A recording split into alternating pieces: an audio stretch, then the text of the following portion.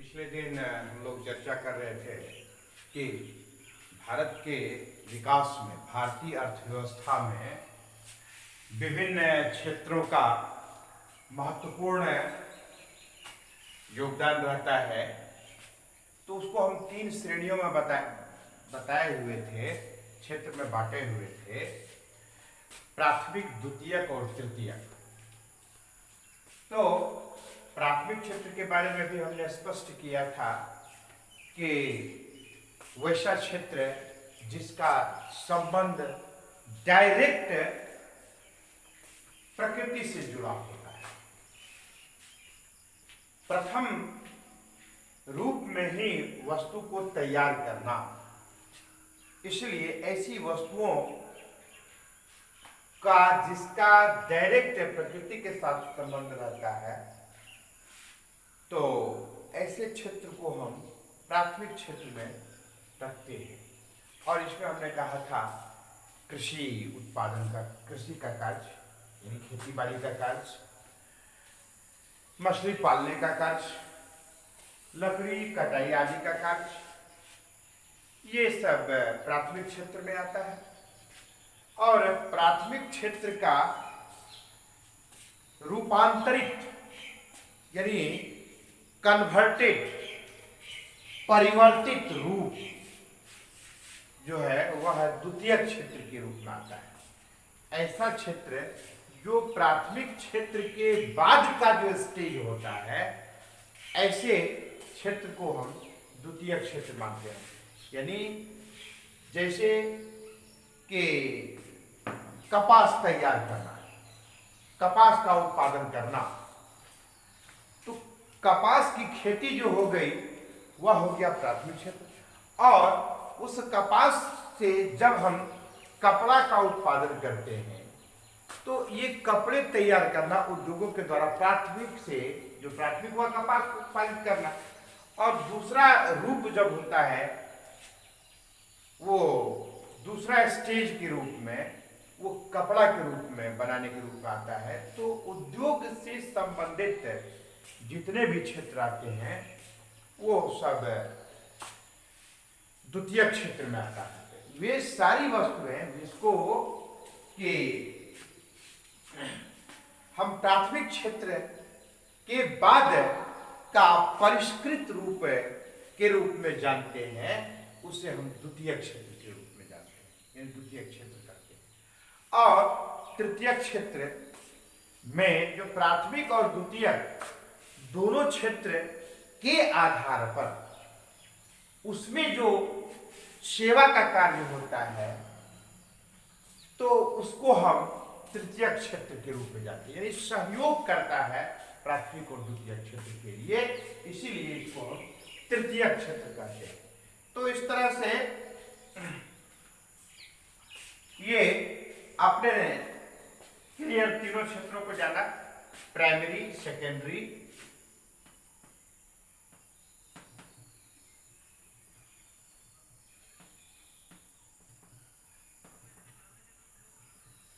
और टर्टियरी।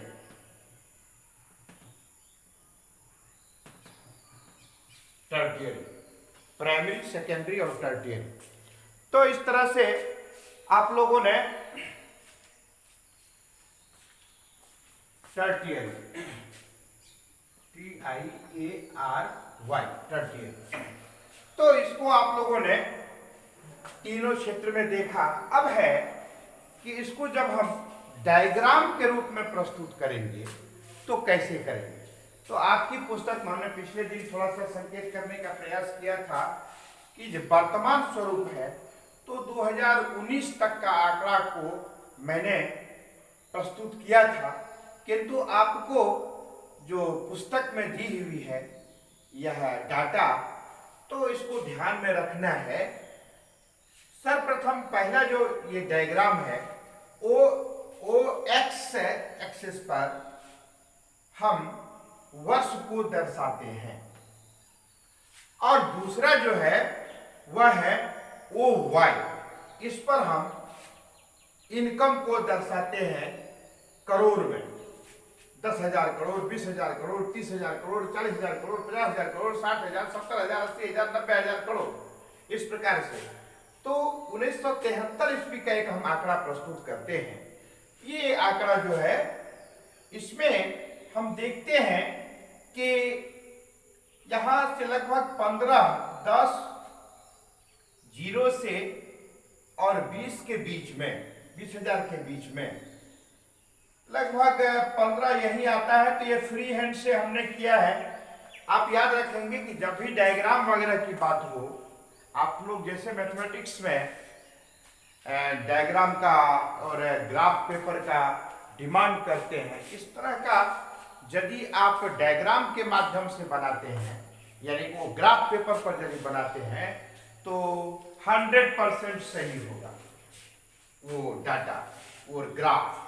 लेकिन free hand से करने पर संभव है कि आपको थोड़ा सा 19-20 आ सकता है, किंतु भाव बताने का जो रहता है कि यहां से यहां तक यह जो क्षेत्र है आपका, ये जीरो से लेकर के लगभग 15,000 करोड़ तक का आय की जो प्राप्ति हो रही है, वह प्राइमरी सेक्टर से। प्राइमरी, अब मैं एक और बात बताना चाह रहे हैं, इसको छोटा सा मैं स्पष्ट कर देना चाहता हूं कि ये जो शेडेड किया गया है, याद रखेंगे आप, तीनों सेक्टर को ये शेडेड बताता है।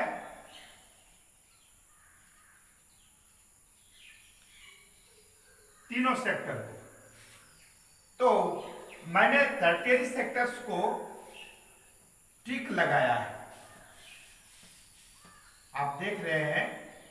आगे ही दूसरा डायग्राम भी जो बना हुआ उसी प्रकार से, उसमें भी वैसे ही हमने किया है। तो आप कुछ भी शेडेड के रूप में कर सकते हैं बाइफरकेट करने के लिए। तो इसको सेकेंडरी को मैंने 0-0 डाल दिया, ताकि आप सुविधानुसार उसको समझ सके आसानी से। और ये जो है, ये प्राइमरी सेक्टर्स जो है, इसको हमने ऐसे ऐसे करके शेडेड किया है, छायांकित किया है। यानी ये हो गया टर्टियरी, ये हो गया सेकेंडरी, ये हो गया प्राइमरी। ये ऑलरेडी क्लियर है। अब देखिए कि यहां से यहां तक, यानी 0 टू यहां तक, ये जो आपका एरिया है, राष्ट्रीय आय में, याद रखेंगे, राष्ट्रीय आय में ये जो एरिया है आपका, इसमें प्राथमिक क्षेत्र का योगदान जो है वह है, ये शेडेड है, ये इस प्रकार से इतना है। इसको हम कहते हैं जीडीपी।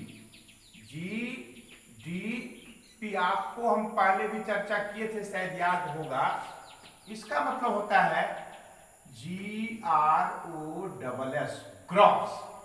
ग्रॉस को हम हिंदी में कहते हैं कुल। इसका एक टर्म है, आता है शकल के रूप में हम जानते हैं, शकल। और डी से तात्पर्य है डोमेस्टिक, डोमेस्टिक।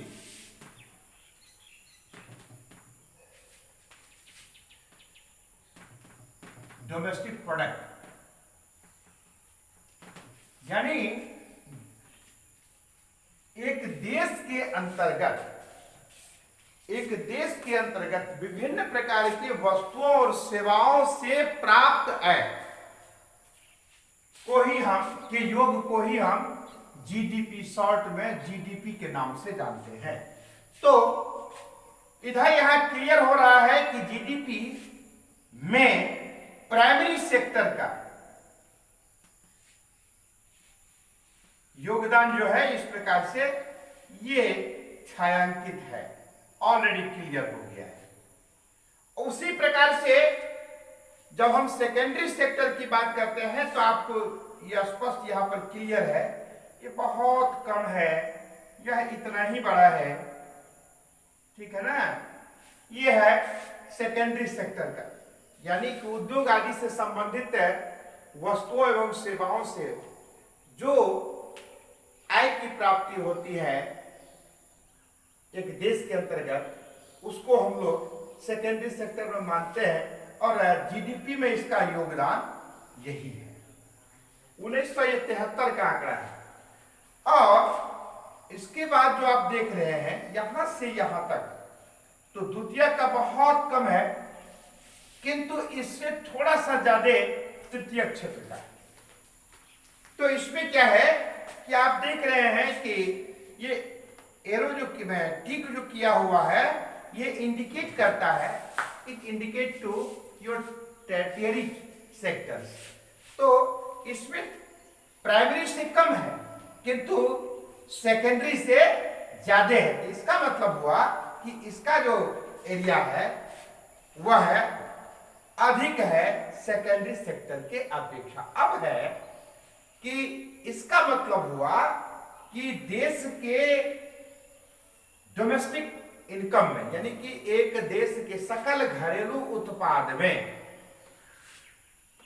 भारत के विभिन्न जो क्षेत्र हैं, तीनों क्षेत्र, उसमें प्राइमरी सेक्टर का ये स्थिति है, द्वितीय क्षेत्र का ये स्थिति है और तृतीय का ये है। ऑलरेडी ये क्लियर है, ये डाटा से स्पष्ट हो जा, डायग्राम से स्पष्ट हो रहा है। इसी को जब एक लंबे अंतराल के बाद जब हम 2003 का आंकड़ा को देखते हैं, हमने 2019 के आंकड़ा को भी दिखाया, आपकी पुस्तकों में वो आपको बिल्कुल करंट आंकड़ा वो नहीं प्रस्तुत किया गया था, लेकिन हम ने आपको बताया था पिछले दिन की क्लास में, किंतु आपको परीक्षा के दृष्टिकोण से इस आंकड़ा को ध्यान में रखना, मतलब this diagram or graph is also indicating to all the students that what are the position of different sectors in your gross domestic product।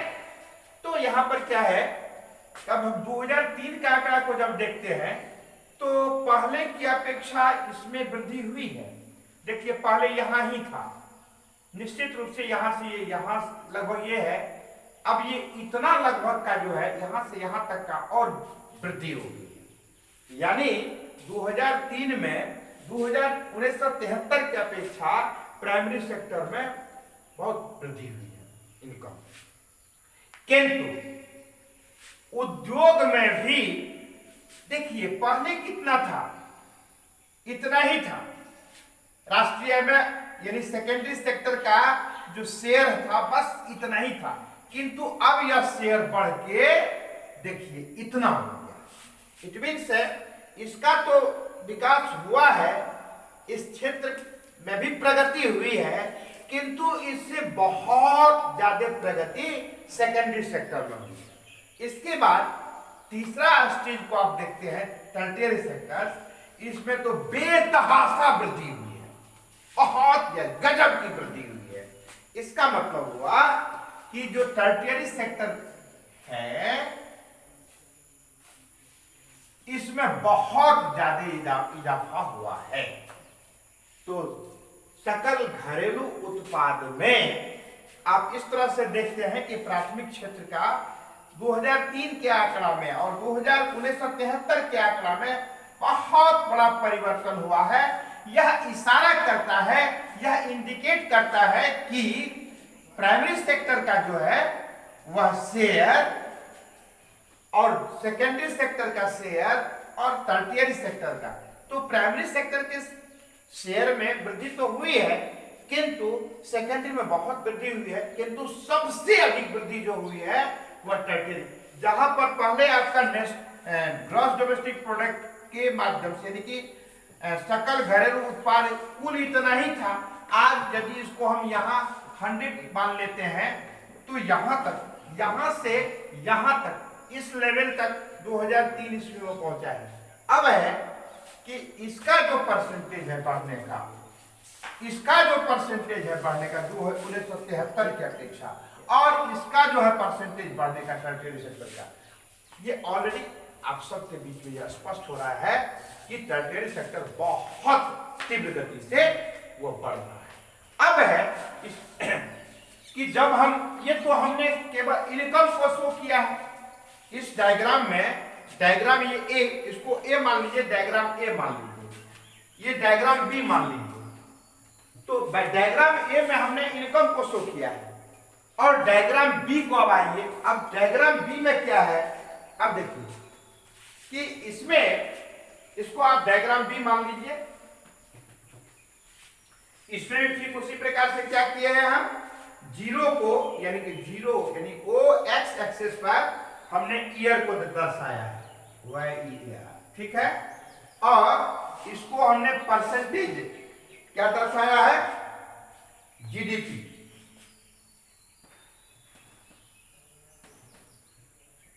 GDP को दर्शाया। अब इसमें क्या है, 1973 का यदि आंकड़ा को देखते हैं तो इसमें इसका 45% के लगभग एग्रीकल्चर प्राइमरी सेक्टर का योगदान है, ठीक है ना। वो हमने इस चीज में दिखाया, ये हमने इनकम रुपया में दिखाया, रुपीज में, करोड़ पे। अब इसको हम परसेंट में दिखा रहे हैं, इसको हम परसेंट में दिखा रहे हैं। तो ये परसेंट में जब हम दिखा रहे हैं तो इसमें क्या है कि ये जीरो से लेकर के 45% पर तक, पहले यहां हमने करोड़ में दिखाया, अब उसको हमने ग्रॉस डोमेस्टिक प्रोडक्ट को हम परसेंट में जब हम दिखाएंगे तो उसका स्वरूप 1973 ईस्वी में क्या था, 45% प्राइमरी सेक्टर का, और सेकेंडरी सेक्टर का क्या हो गया, तो 45 से सीधे 65% पर यहां दिखा रहा है। और शेष जो है यहां से यहां तक जो है वह टर्टियरी का सेक्टर का है। अब इसको ध्यान में रखते हुए अब हम 2003 के आंकड़ा को यदि हम प्रस्तुत करें परसेंटेज के रूप में, देखिए अब इसमें देखिए प्राइमरी सेक्टर में कमी आई है ना। यहां पर 45% पर थे, यहां पर कितना परसेंट पर हो गए, मात्र 25% पर। एक तरफ 45%, दूसरी तरफ 25%। तो निश्चित रूप से 1973 ईस्वी में प्राइमरी सेक्टर का प्रतिशत के रूप में जीडीपी में यदि 45% योगदान था, अब वह घट के कितना हो गया, 2003 ईस्वी में 25%। फिर उसी प्रकार से इसमें उद्योग में इसका आंकड़ा और इसका देखिए थोड़ा सा बहुत ज्यादा परिवर्तन नहीं है, कुछ ज्यादा दिखता है लेकिन बहुत परिवर्तन नहीं है। किंतु तृतीय क्षेत्र जो है, टर्टियरी सेक्टर जो है, वो उसमें बहुत परिवर्तन हुआ है, ये यहां तक आ गया है। तो इसका मतलब this diagram is indicating that the tertiary sector is more effective than primary and secondary sector in gross domestic product। तो इस तरह से इसको आप क्लियर कर लिए हैं कि उत्तरोत्तर तृतीय क्षेत्र जो है उसमें जन सामान्य लोगों का रुझान बेतहाशा वृद्धि हो रही है, बढ़ते जा रहा है।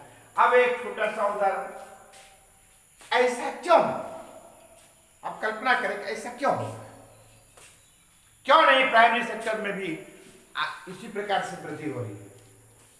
आप देखते होंगे, ये तो मैंने सैद्धांतिक रूप से दिखाया है, पुस्तकों में है, डायग्राम में है, और इसी प्रकार की स्थिति। अब ये डे टू डे लाइफ में आप स्वयं अपने परिवेश में जब देखेंगे तो और कल्पना करेंगे तो पता चलेगा कि वास्तव में ये जो डायग्राम प्रस्तुत किया गया है वो 100% सही है। इसी प्रकार से उत्तरोत्तर आगे बढ़ रहा है। आज से 50 वर्ष पहले अपने पिताजी वगैरह से पूछिएगा, बाबा से पूछिएगा, तो बताएंगे कि पहले अधिकांश लोग खेती बाड़ी में ही उलझे होते थे, बहुत इक्के दुक्के लोग ही टर्टियरी सेक्टर वगैरह में जाते थे, कुछ खास लोग ही सेकेंडरी में रहते थे। लेकिन बाद के कालखंड में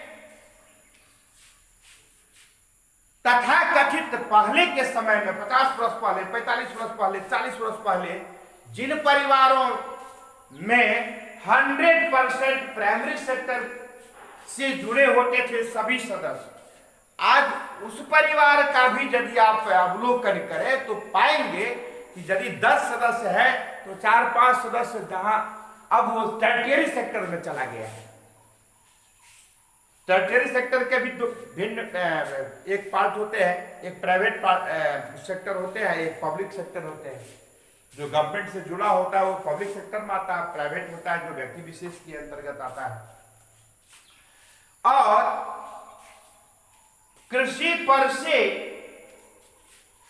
लोगों का रुझान प्राथमिक क्षेत्र से जन समुदायों का रुझान धीरे धीरे कम होते जा रहा और उसका रुझान अब धीरे धीरे सेकेंडरी सेक्टर में जा रहा है और सबसे अधिक टर्टियरी सेक्टर में।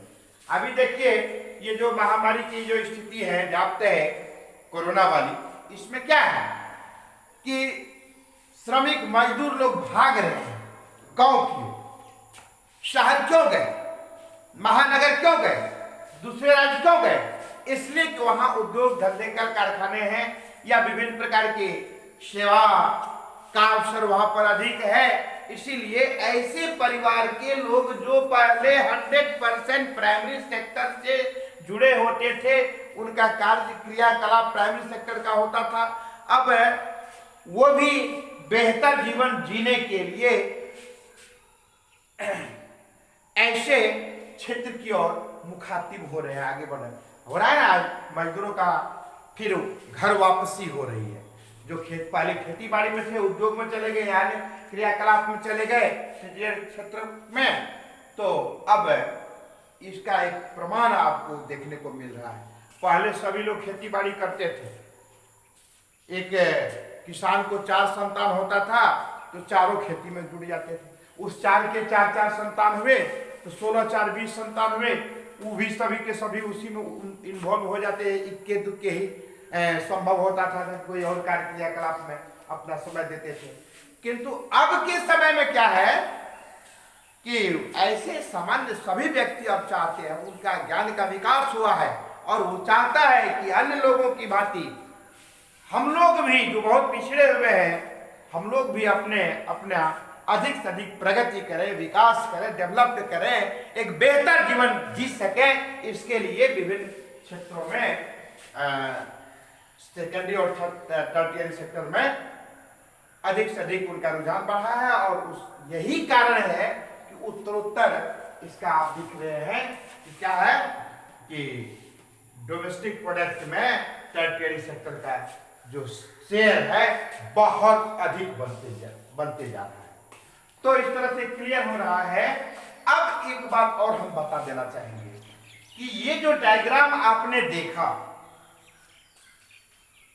इससे स्पष्ट हो जाता है कि 50 वर्ष पहले, 60 वर्ष पहले जो हमारी सामाजिक संरचना थी, जो हमारी मानसिकता थी और आज जो हमारी स्थिति बन रही है, दोनों में बड़ा अंतर है। लोगों का रुझान प्राइमरी सेक्टर से अब द्वितीयक और सबसे अधिक तृतीयक क्षेत्र में बढ़ते जा रहा है।